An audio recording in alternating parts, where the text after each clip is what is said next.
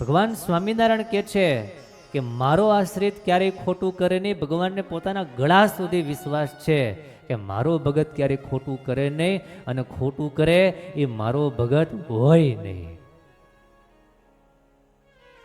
સ્વામિનારાયણ ભગવાનનો આ વિશ્વાસ આપણાથી ક્યારેય તૂટે નહીં. આપણે ક્યારેય ભગવાનની સાથે વિશ્વાસઘાત ન કરી બેસીએ.